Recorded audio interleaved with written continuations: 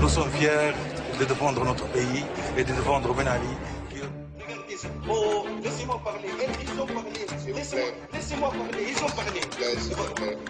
La Tunisie, depuis que Ben Ali est au pouvoir, enregistre entre 7 et 5% de croissance. La Tunisie, la classe moyenne en Tunisie. السلطة تعرف انها تزيف والمواطن يعرف ان السلطة تزيف والمعارضة تعرف ان السلطة تزيف وكلنا ندور في الحلقة مفرغة معناها كل حد يعرف وحتى حد ما كسر هذه الحلقة على هذا القيد. Le 7 novembre 1987, le président tunisien Habib Bourguiba était démis de ses fonctions. La raison invoquée par le premier ministre de l'époque, Ben Ali, était la sénilité supposée de son prédécesseur, considéré jusque-là comme le père de la nation. Ben Ali est devenu depuis le nouvel homme fort de la Tunisie et le pays s'apprête à célébrer l'anniversaire de ce que les Tunisiens appellent parfois le coup d'État médical. Les rues de Tunis et des autres villes du pays sont pavoisées de portraits de Ben Ali et partout des banderoles proclament que le président sera toujours le meilleur choix en 2009, anticipant une candidature de Ben Ali pour un 5e mandat présidentiel consécutif. Cet anniversaire est aussi l'occasion de se pencher sur la liberté d'expression qui en Tunisie est un droit souvent bafoué. Ainsi, l'avocat et défenseur des droits humains Mohamed Abou vient de passer 2 ans et demi en prison pour avoir comparé la torture subie par les prisonniers tunisiens à celle infligée à Abu Ghraib en Irak. Il est sorti de prison il y a 3 mois. Notre envoyé spécial Fleur Ducet l'a rencontré. Mohamed Abou, vous êtes le symbole, l'incarnation de l'opposition en Tunisie. Vous avez passé 2 ans et demi en prison pour avoir exprimé librement votre opinion. Alors, quel regard portez-vous sur ces commémorations des 20 ans au pouvoir de Ben Ali? Lorsqu'on connaît que le régime tunisien évoque toujours ses qualités, ce qu'il a fait pour l'économie, pour le social, pour les libertés, etc. Et il ne cesse jamais de parler de ça. Il ne fait que ça. Il ne parle que des droits de l'homme, du respect des droits de l'homme, de la démocratie, etc. Et le même jour où il parle des droits de l'homme, du respect des droits de l'homme, il ne fait que les transgresser dans la rue. On a vu des répressions que même sous Bourguiba, on ne les a pas vues. Et depuis, ça continue. Donc c'est presque 19 ans ou 20 ans de dictature plus forte, une dictature plus forte que la dictature de Bourguiba. Et voilà, nous sommes là. Mais est-ce qu'on peut dire qu'en Tunisie, la démocratie est réellement possible? Alors, qu'est-ce qui empêcherait la démocratie? Certains journalistes, maintenant, essayant de protéger le régime tunisien, disent qu'on a peur de la démocratie, ça peut entraîner des troubles de l'ordre. Ce n'est pas vrai. Ce qui se passe ici en Tunisie, c'est la fermeture. Donc, on oblige les gens, lorsqu'on lutte contre des gens comme nous, on les tabasse dans les rues, on essaie de les appauvrir, toucher leur famille, menacer leur famille, etc. Donc, à mon avis, c'est le régime tunisien qui pousse, par sa fermeture, les gens à la violence. Mais si un jour il y aura une démocratie en Tunisie, et je pense que c'est une chose possible, jamais l'ordre en Tunisie ne sera troublé en quelque sorte. Si vous aviez un message d'avenir pour votre pays, ce serait lequel? Moi, je suis vraiment très optimiste, malgré la prison, même lorsque j'étais en prison, pour une simple raison. Maintenant, nous recevons presque 6 millions de touristes alors que nous sommes seulement 10 millions de citoyens en Tunisie. Donc nous avons appris à vivre avec les autres, les écouter, comprendre l'autre, etc. Donc, à mon avis, c'est le pays de la tolérance, ou du moins par rapport aux autres pays arabes. Mohamed Abou, grand merci. 20 ans de pouvoir, le régime tunisien marque l'événement. Il se félicite de cette stabilité qui profite selon lui à l'économie. Il est vrai que le tourisme tunisien continue à être un des plus florissants de la région. Il accueille de très nombreux Suisses. Les opposants n'en dénoncent pas moins un régime où la liberté d'expression est fortement réduite et où la police et les proches du président occupent un poids écrasant. Un exemple parmi d'autres avec ce reportage de nos envoyés spéciaux, Fleur Ducet et Diane Burwinson. C'est l'histoire du pot de terre contre le pot de fer. Le pot de terre, c'est lui, Mohamed Boubdeli. En 2005, il ouvre le lycée Louis Pasteur, mais aucun bachelier n'a pu s'inscrire cette année. C'est fermé, là on l'a ouvert pour vous. Le pot de fer, c'est le président de la Tunisie, Zinel Abedine Ben Ali.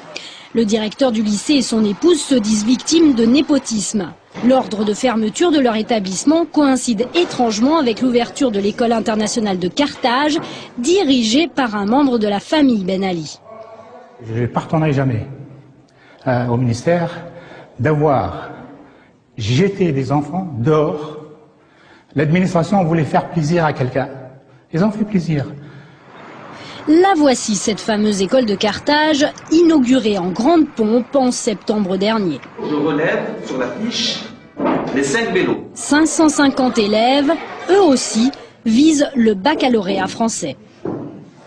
Malheureusement, je dis bien malheureusement, ce n'est pas l'école de Madame Ben Ali, c'est une de ses nièces. Alors on a pas mal, c'est une de ses nièces qui a fait ce projet avec Madame Arafat. Depuis, Mohamed Boubdeli remue ciel et terre pour que le lycée Louis Pasteur rouvre.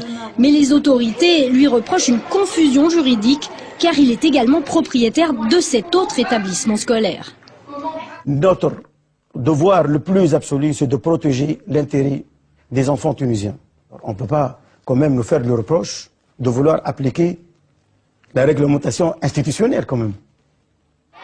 Cette mère, pourtant, aurait voulu inscrire sa fille au lycée Louis Pasteur. La nouvelle, bien sûr, m'a vraiment sidérée au départ. Et puis bon, on espère vivement que l'école puisse réouvrir très prochainement. Ils sont rares ceux qui osent dénoncer la mainmise de la famille Ben Ali dans l'économie tunisienne. Mohamed Boubdeli a essayé, mais en sachant pertinemment qu'il lui est impossible de prouver ce qu'il avance. Fleur Ducet, paradoxe, hein, un régime en partie clanique, très policier, et en même temps l'ordre, ça convient à une partie de la population. Mais vous savez, la majorité de la population vit relativement bien en Tunisie. C'est même un des pays qui a je dirais, le plus haut niveau de vie du Maghreb. 80% de la population fait partie justement de cette classe moyenne. Le niveau d'éducation est excellent. Et puis, il y a l'image du pays à l'étranger. Regardez par exemple, les touristes suisses représentent 120 000 personnes par année. C'est immense, donc l'image est plutôt positive. Donc tout fonctionne relativement bien, pour autant que le citoyen respecte l'état de droit. Et ça, c'est très important, parce qu'aujourd'hui, par exemple, Ben Ali, qui fête son 20e anniversaire à la tête du pays, a annoncé qu'il allait favoriser le pluralisme, mais qu'on ne s'y trompe pas, les libertés d'expression est très très fragile dans le pays. Il s'agit plus d'une démocratie de façade, disons-le ouvertement. La face d'ombre, c'est le côté basse police. Hein. Bon révélateur, c'est la liberté très réduite des journalistes. Il y a quelques années, notre envoyé spécial Sébastien Faure avait été interpellé dans la rue. Et vous, comment vous avez travaillé? Alors, on sent l'ambiance dès qu'on descend de l'avion. 3 membres de la commission de la communication externe nous attendaient sur place pour nous donner un petit peu les règles à suivre durant ces tournages. Nous avons été accompagnés à chacun de nos déplacements, suivis. Nous n'avons pas pu faire d'interview dans la rue sous peine. On nous a dit vous menacez la sécurité des citoyens. Et puis à notre départ, j'ai été convoquée parce que la manière dont nous avons fonctionné durant notre séjour n'a visiblement pas plu du tout au gouvernement. Merci Fleur. Reportage en Tunisie, le régime du président Ben Ali fête ses 20 ans, ses détracteurs dénoncent un appareil d'État policier, ses partisans soulignent au contraire l'ordre qui règne, un ordre qui fait partie selon eux de l'argument de vente touristique de la Tunisie, avec par exemple ces fameuses thalassothérapies qui attirent de nombreux Suisses. Fleur Ducet, Youn Burgvinson. Bain-douche à infusion avec massage combiné pour Jean-Pierre Eberly, qui en est à son 4e séjour dans cet hôtel d'Hammamet. Pour madame, c'est un massage à l'indienne, un soin millénaire qui favorise la relaxation. C'est un bien-être incomparable. J'ai vu la différence des prix déjà, et puis le personnel et l'endroit, il est magnifique. Nous avons une excellente expérience avec la clientèle suisse, puisque entre 35 et 50% de notre clientèle vient disons, de Genève, Lausanne et puis Valais, et puis ils sont là. Et puis c'est la clientèle la plus fidèle. Mais aussi celle qui possède le plus gros pouvoir d'achat, un marché privilégié pour les voyagistes. Ici, la Tunisie, c'est la 2e destination au monde après la France pour la thalasso. Et on espère bien garder cette place. Donc tout ça, c'est bon pour l'économie tunisienne, je crois. 7 millions de touristes par année, une aubaine pour le président Ben Ali, qui renvoie l'image d'un havre de paix, bien loin de toutes les considérations concernant le non-respect des droits de l'homme. Car pendant que les touristes se prélassent, des dissidents sont en prison. Des journalistes et des opposants font des grèves de la faim. Je ne dis pas que tout est parfait. Nous avons quelques petits problèmes. Nous nous améliorons. Nous travaillons tous les jours durement pour nous améliorer, mais je pense que les 4 millions d'Européens qui arrivent en Tunisie se sentent bien, se sentent en sécurité et passent généralement de très bonnes vacances en Tunisie. Le représentant de Kony accueille ces nouveaux arrivants, des Suisses romans qui passeront 10 jours dans ce 5 étoiles. On vient ici justement pour être parfaitement tranquille, déconnecté complètement, me disant que l'histoire politique ne nous intéresse pas. On n'en avait d'ailleurs aucune idée. Si on commence à penser à ce qui pourrait arriver ou ne pas être libre, on ne vient pas en vacances. La Tunisie espère faire oublier l'image d'un pays autoritaire pour que l'an prochain, 150 000 touristes suisses lui rendent visite.